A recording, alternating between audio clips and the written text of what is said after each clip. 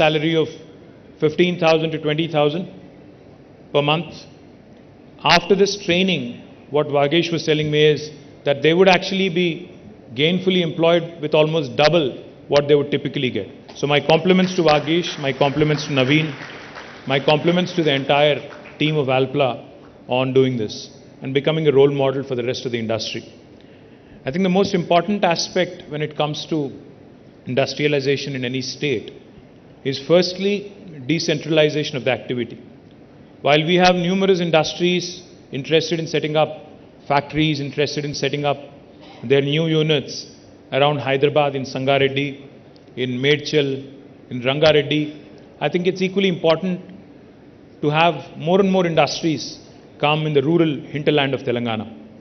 We need factories in Vanparthi, we need factories in Mancherial, we need factories in Kottagudem, the far nook and corner of Telangana. And to that effect, Honorable Chief Minister has been guiding us, has been directing us in fact, and has been ensuring that along with the growth of Telangana in the primary sector in agriculture, which has grown tremendously over the last 8 years, the contribution of primary sector in Telangana has risen into the GSDP by almost 5%.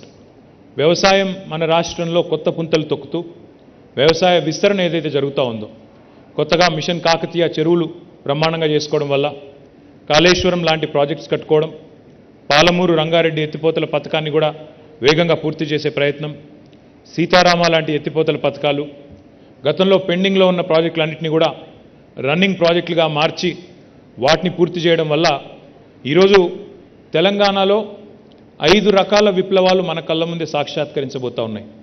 అందులో మొట్టమొదటిది మీకు తెలుసు, సస్య విప్లవం అంటే green revolution. ఈ సస్య విప్లవంలో భాగంగా తెలంగాణలో వ్యవసాయ ఉత్పత్తులు, ఆహార ధాన్యాలు, వాటి దిగుబడులు ఎంత పెరిగినాయి అంటే స్వయంగా భారత ప్రభుత్వమే మేము ఇంకా కొనలేము అని చేతులెత్తేసే స్థాయికి ఇవాళ తెలంగాణలోని ధాన్యం ఉత్పత్తులు పెరుగుతూ ఉన్నాయి. There was a time when Punjab and Andhra Pradesh, the United State of Andhra Pradesh, were called the granaries of India. But today I am proud to share with you, Telangana has in fact surpassed many other states, even though it's a new state, and has become a leading producer of paddy in the country, right after Punjab. మన దగ్గర ధాన్యం ఎంత ఉత్పత్తి అవుతా ఉంది అంటే ప్రస్తుతం బ్రహ్మాండంగా ఎక్స్పాన్షన్ ఎంత పెద్ద ఎత్తున పెరిగిందంటే లక్షల ఎకరాల్లో కొత్తగా సాగులోకి రావడం, వ్యవసాయం పండుగలా మారి ఈరోజు 24 గంటల కరెంట్ అనండి, రైతు బంధు లాంటి కార్యక్రమం అనండి, అదేవిధంగా చెరువులు బాగా చేసుకోవడం, కొత్తగా నీళ్లు అందుబాటులోకి రావడం, వీటన్నిటి వల్ల రైతుల్లో వచ్చిన ధీమా వల్ల ఈరోజు వ్యవసాయ ఉత్పత్తులు బాగా పెరిగినాయి. అయితే ముఖ్యమంత్రి గారు మాకేం చెప్తా ఉన్నారంటే ఈ గ్రీన్ రెవల్యూషన్ సంతోషమే, కానీ ఆ గ్రీన్ రెవల్యూషన్ నుంచి ఆహార శుద్ధి కేంద్రాలు అంటే ఫుడ్ ప్రాసెసింగ్ ఇండస్ట్రీ కూడా పెద్ద ఎత్తున రావాలి, agro based industry, agro processing industry కూడా రావాలి. అది ఎవ్రీ నూక్ అండ్ కార్నర్లో తెలంగాణలో మారుమూల జిల్లాలు ఏవైతున్నాయో గద్వాల్ కానీ, వన్పర్తి కానీ, ఆదిలాబాద్ కానీ, ఆసిఫాబాద్ కానీ, కొత్తగూడెం కానీ, మన సూర్యాపేట కానీ, నల్గొండ కానీ, ఎక్కడ మొత్తం అన్ని ప్రాంతాల్లో రావాలి అనే ఉద్దేశంతో స్పెషల్ ఫుడ్ ప్రాసెసింగ్ జోన్స్ అనే పేరిట 10,000 ఎకరాల్లో స్పెషల్ ఫుడ్ ప్రాసెసింగ్ జోన్స్ కూడా పెట్టుకుంటా ఉన్నాం. గ్రీన్ రెవల్యూషన్ ఒకటైతే రెండవ రెవల్యూషన్ మన కళ్ళ ముందే రాబోతున్నది, వస్తున్నది. నేను చెప్పడం కాదు, ఇది భారత ప్రభుత్వం స్వయంగా చెప్తా ఉంది. Telangana today is the number 1 state in India for inland fisheries. ఒకప్పుడు తెలంగాణలో చేపలు అంటే చాలా తక్కువగా దొరికేది. చేపలు, రొయ్యలు అంటే కోస్తాంధ్రలో మాత్రమే ఉంటాయి అనే పరిస్థితి. కానీ ఈరోజు 46,000 చెరువులు, కుంటలు, ఎప్పటికప్పుడు బ్రహ్మాండంగా వాటిని నింపుకునే ఒక వ్యవస్థ, మిషన్ కాకతీయతో వాటిని మనం బ్రహ్మాండంగా మరమ్మతులు చేసుకున్న తర్వాత ఇన్లాండ్ ఫిషరీస్లో అంటే ఫ్రెష్ వాటర్ ఫిష్ కూడా తెలంగాణ అగ్రభాగాన ఉంది. ఇన్లాండ్ ఫిషరీస్లో కూడా ఈరోజు నెంబర్ 1 స్టేట్ అని నేను చెప్పడం కాదు, భారత ప్రభుత్వమే స్వయంగా చెప్తా ఉంది. ఫిషరీస్ వల్ల, ఆక్వా వల్ల వచ్చే బ్లూ రెవల్యూషన్తో, నీలి విప్లవంతో చాలా పెద్ద ఎత్తున మనకి ఆక్వా పరిశ్రమ కూడా రాబోతూ ఉంది.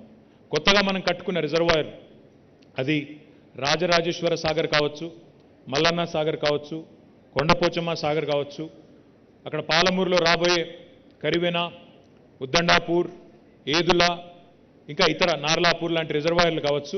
వీటన్నిటిని సమాహారంగా చూసినట్టయితే తెలంగాణలో మన కళ్ళ ముందే భారతదేశానికి సరిపడే విధంగా, అదేవిధంగా ఇతర దేశాలకు కూడా ఉత్పత్తి చేసే స్థాయికి, ఉదాహరణకి మొన్న కంపెనీ వచ్చింది అమెరికా నుండి, ఫిషిన్ అనే కంపెనీ.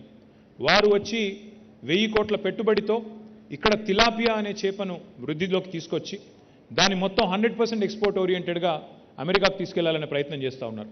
సో ఈ రకమైన నీలి విప్లవం కూడా తెలంగాణలో మన కళ్ళ ముందే సాక్షాత్కారం కాబోతా ఉంది. మూడవది శ్వేత విప్లవం, white revolution. Now there was a time when Vijaya Dairy, which is a government arm for dairy development in Telangana and Andhra Pradesh, actually went sick. మూతబడే పరిస్థితికి చేరుకున్న విజయ డైరీని ఈరోజు తిరిగి ప్రాణప్రతిష్ఠ చేసి ప్రతి ఒక్క డైరీ ఫార్మర్కి లీటర్కి 4 రూపాయల చొప్పున ప్రోత్సాహకం ఇచ్చిన తర్వాత మినీ డైరీస్ని ఎంకరేజ్ చేసిన తర్వాత ఈరోజు అదే విజయ డైరీ, ఏ విజయ డైరీ అయితే మూతబడే స్థాయికి చేరుకున్నదో ఆ విజయ డైరీ ఈరోజు ప్రభుత్వానికి తిరిగి డివిడెండ్ ఇచ్చే స్థాయికి చేరుకుంది అంటే తప్పకుండా తెలంగాణలో శ్వేత విప్లవం కూడా, ఒక క్షీర విప్లవం కూడా మన కళ్ళ ముందే రాబోతా ఉంది. ఒక చిన్న ఉదాహరణ చెప్పాలి అంటే శ్వేత విప్లవం, క్షీర విప్లవం అని నేను చెప్తుంటే కొంతమందికి అదేం పెద్ద విషయమా అనిపించవచ్చు. కానీ మన పెద్దవాళ్ళు ఎప్పుడు చెప్తుంటారు, పంటతో పాటు పాడి పరిశ్రమ కూడా బాగుంటేనే గ్రామీణ ఆదాయంలో, గ్రామీణ ఆర్థిక పరిపుష్టిలో దోహదపడుతుంది. మనం ఇప్పుడు ఉదాహరణకి పాడి పరిశ్రమ యొక్క పవర్ తెలుసుకోవాలనుకుంటే న్యూజిలాండ్ అనే దేశంలో ఫాంటేరా అని ఒక కంపెనీ ఉంది. ఆ ఒక్క కంపెనీ, ఫాంటేరా అనే ఒకే ఒక్క కంపెనీ, గతంలో దాని పేరు న్యూజిలాండ్ డైరీ బోర్డ్ అని ఉండేది. ఆ ఒక్క కంపెనీ, ఫాంటేరా అనే ఒకే ఒక్క కంపెనీ న్యూజిలాండ్ యొక్క జీడిపిలో 8% కాంట్రిబ్యూషన్ ఆ ఒక్క కంపెనీ నుంచి వస్తూ ఉంది. అది మొత్తం డైరీ ప్రోడక్ట్స్ తయారు చేసే కంపెనీ. ఎందుకు చెప్తా ఉన్నానంటే భారతదేశం ఇంకా కూడా 70% గ్రామీణ దేశం. ఈ గ్రామీణ దేశంలో తప్పకుండా డైరీని కూడా ఎంకరేజ్ చేయాలి, డైరీని కూడా విస్తృతపరచాలి అనే సదాశయంతో ముఖ్యమంత్రి గారు ఏదైతే పనిచేస్తూ ఉన్నారో తప్పకుండా దానివల్ల ఒక శ్వేత విప్లవం, ఒక క్షీర విప్లవం కూడా వస్తుంది. తద్వారా రైతుల ఆదాయం కూడా పెరుగుతుంది, పాడి వల్ల పంటలకు పెరుగుతుంది, దాంతోపాటు రైతుల ఆదాయం కూడా పెరిగే ఆస్కారం ఉంటుంది. ఇక నాలుగవది పింక్ రెవల్యూషన్. పింక్ రెవల్యూషన్ అంటే మళ్ళీ మా వివేక్ గారు వేరే అనుకుంటారు. పింక్ రెవల్యూషన్ అంటే మాంస ఉత్పత్తులు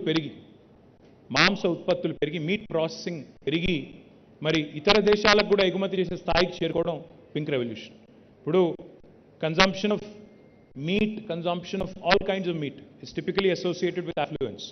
అంటే ఎట్లా ఇన్కమ్ లెవెల్స్ పెరుగుతాయో అట్లా ప్రోటీన్ ఫుడ్ తినడం పెరుగుతుంది. కాబట్టి ఈరోజు భారతదేశం కాదు ఇతర దేశాలకు కూడా ఎగుమతి చేసే స్థాయికి మన మీట్ ఇండస్ట్రీ కూడా పెరగాలి అంటే తప్పకుండా షీప్ రియరింగ్ లాంటి యాక్టివిటీని పెంచాల్సి ఉంది. షీప్ రియరింగ్ అంటే గొర్రెల పెంపకం ద్వారా, ఎందుకంటే మనం చాలాసార్లు ఇప్పుడు వాగేష్ మాట్లాడడం మీరు విన్నారు, ఫిలిప్ మాట్లాడడం మీరు విన్నారు. చాలాసార్లు మనం చాలా అందంగా స్కిల్ డెవలప్మెంట్ అని మాట్లాడుకుంటూ ఉంటాం. స్కిల్ డెవలప్మెంట్ మంచిదే. స్కిల్ డెవలప్మెంట్ అంటే నైపుణ్య శిక్షణ. స్కిల్ డెవలప్మెంట్ చాలా మంచిది. కానీ ఆల్రెడీ డెవలప్ అయి ఉన్న స్కిల్ సంగతి ఏంటి? మనకు కుల వృత్తులో ఎన్నో ఉన్నాయి.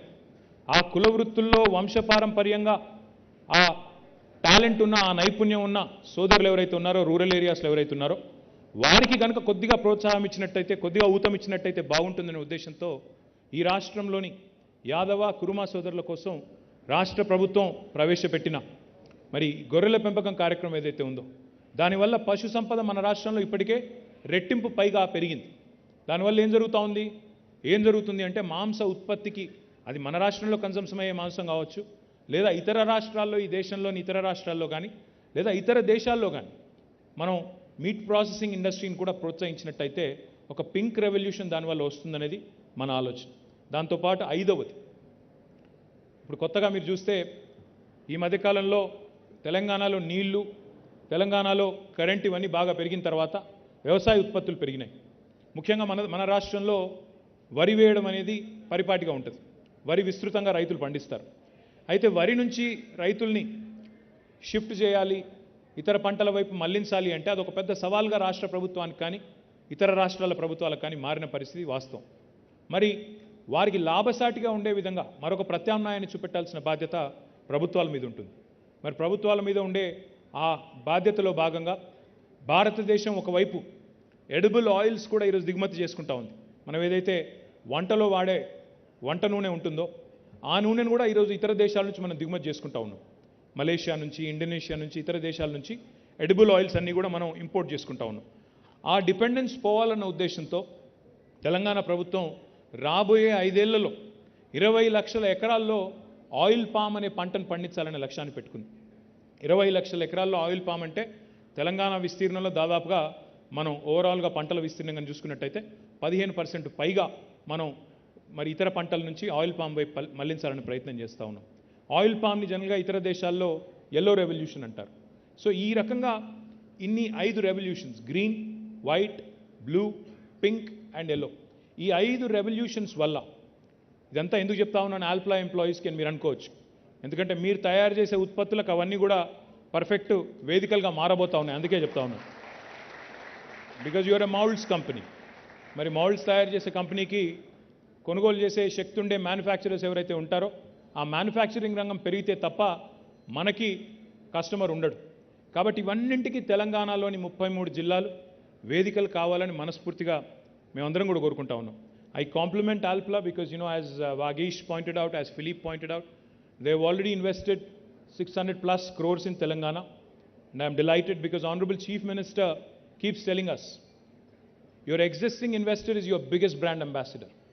ప్రస్తుతం ఉన్న ఇన్వెస్టర్, మీ రాష్ట్రంలో ఉన్న ఇన్వెస్టర్ కనుక సంతోషంగా ఉంటే వాళ్ళే 10 మందికి చెప్తారు రాష్ట్రంలోని పరిస్థితి బాగుంది, ఈజ్ ఆఫ్ డూయింగ్ బిజినెస్ బాగుంది. ఈజ్ ఆఫ్ డూయింగ్ బిజినెస్ కంటే కూడా పీస్ ఆఫ్ డూయింగ్ బిజినెస్ చాలా ముఖ్యం. ఈ రాష్ట్రంలో వేధింపులు లేవు. ఈ రాష్ట్రంలో బిజినెస్ మెన్కి వేధింపులు లేవు. అనవసరపు ట్యాక్స్ దాడులు లేవు. అనవసరపు హరాస్మెంట్ లేదు.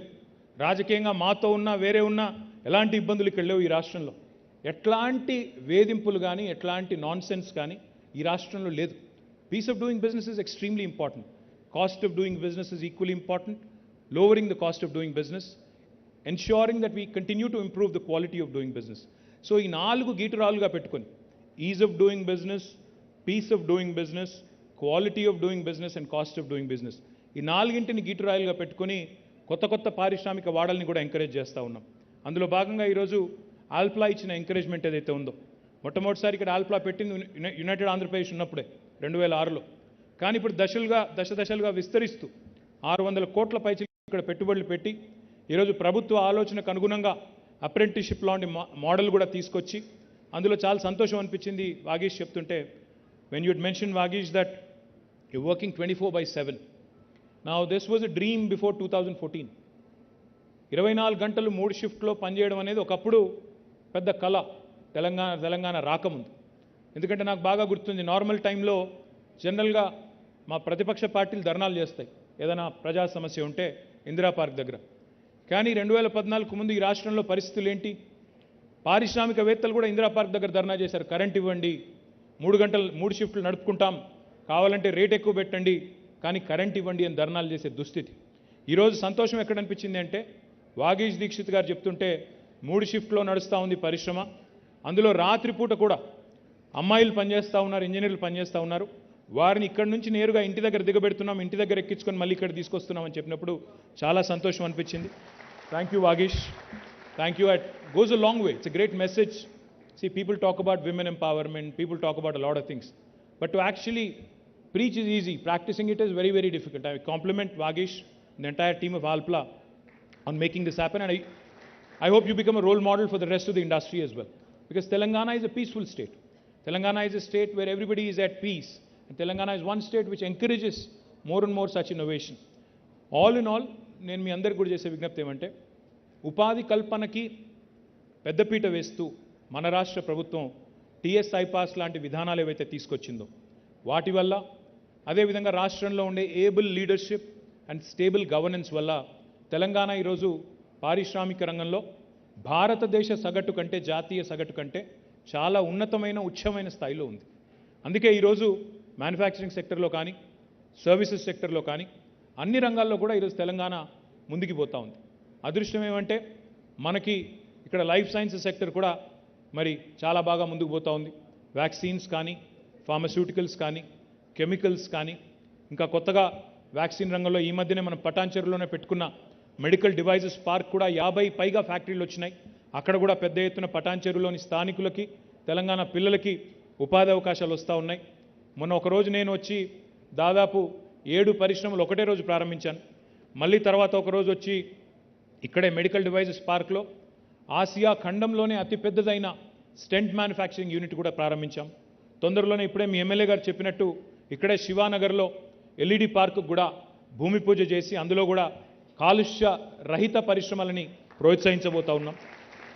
వాటితో పాటు పక్కనే ఇక్కడే సుల్తాన్పూర్లోనే మరి మహిళా పారిశ్రామికవేత్తల కోసం ఫ్లో ఆధ్వర్యంలో వారిది కూడా మహిళా దినోత్సవం నాడు అక్కడ కూడా కొన్ని యూనిట్లు ప్రారంభించడం జరిగింది.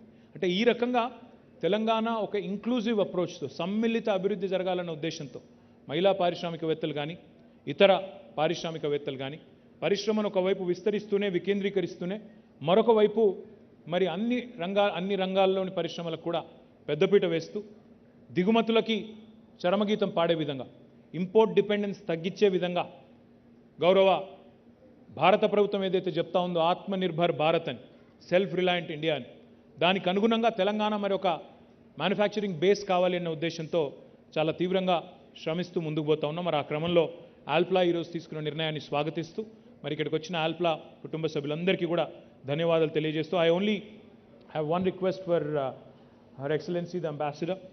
Ma'am, we have a lot of enterprises from the US, the continent of United States. We also have a lot of our friends here who invested from the UK, a lot of other European nations as well. Austria, of course, we're proud of Alpla and their investment in Telangana. But in fact, Philippe and Vagish both were mentioning that the opportunities of Austrian companies who are looking towards India are many. So I request you, madam, that please point them in the right direction towards Telangana, that is. The reason why I say that is because India is a very diverse country. India is a very heterogeneous country.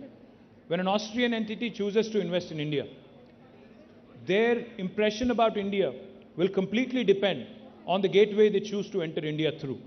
Because India is a very diverse nation. We're 28 different states. It's like Europe. It's like a continent with many languages, multiple cultures. Wow, this is a celebration, true celebration. क्या वागीश भाई special effect add करे थे क्या? మీ వాగీష్ గారు మా కోసం special effect కూడా పెట్టారు. థ్యాంక్ యూ వారికి. దానికి కూడా సినిమాల్లో చూపెడుతుంటారు కదా ముందు ఇట్లా వచ్చేసాడని అట్లా అన్నమాట. So as I was saying, don't be scared, nothing will happen. This is Telangana, you are safe. I was just telling you. Let me just complete the line of thought. It's a very diverse nation. So if an Austrian entity, if an Austrian enterprise chooses to enter India through, say for instance, an Uttar Pradesh versus Telangana, your experience will be completely different. Because, you know, while it is important to have a base in New Delhi, what's equally more important to understand is that India is a federal republic. Most important things when it comes to a factory or an enterprise actually are in the hands of the government in a state. The action is in the states. So land, power, water, fiscal incentives, human resources, all of this actually are rested with the state governments. While it's equally important to engage with Government of India, what's even more important is to engage bilaterally with the states in India. So therefore my request to you, Madam Ambassador, is give us an opportunity to also pitch to Austrian investors who are looking at India. Let's make Telangana the gateway for Austrian investors into India, and they will have as beautiful an experience as Alpla has had over the last 16 years. I thank you once again, and compliments to the entire family of Alpla. Jai Telangana, Jai Hind. Thank you very much, sir. It was really motivating and inspiring, and I'm sure you have enlightened the young pillars of our society. Thank you once again. May I now invite Ms. Shobha Dikshit to please give away the vote of thanks.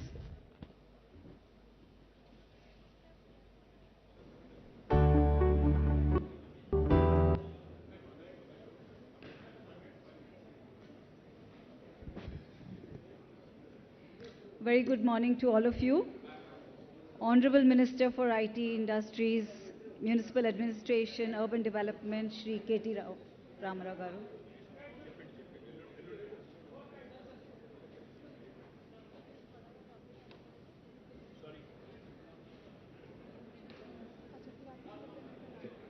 Her Excellency Catherine Weiser, Ambassador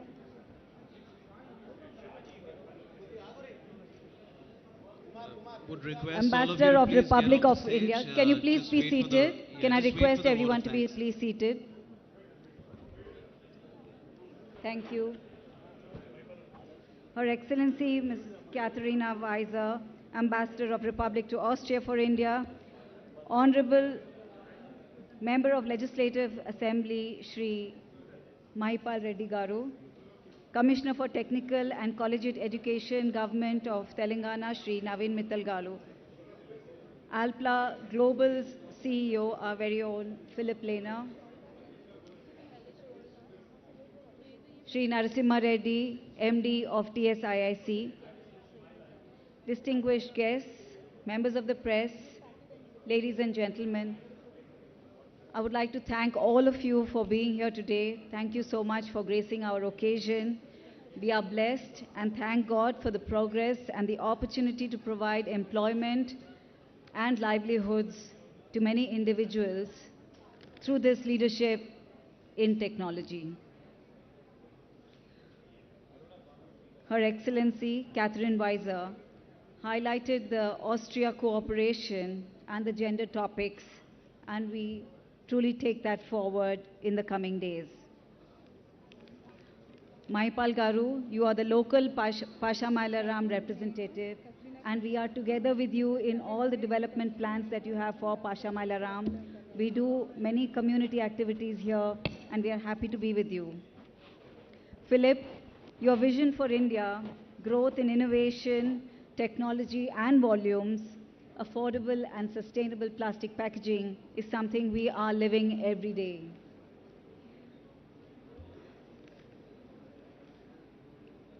We would like to take this opportunity to thank some of the people who have been responsible for what we are doing today, and I would like to recognize the same. Mr. Rameshwar Panda and Mr. Shailendu Jha, who are actually going to be running the AMS, Alpla Mould shop. I want to applaud you and be recognized. Mr. Vivekanand, who is the trainer for the dual education. Are you there, Vivekanand? Thank you so much for your time, effort, and total dedication. We thank Shri Naveen Mittal Garu for his untiring efforts and ensuring the success of this program. I have been to many meetings with him and also to the Polytech colleges, and it's such an humbling experience every time when we have to just pick 11 out of 300 to 400 applications. I earnestly request all industry to come forward and participate in this and help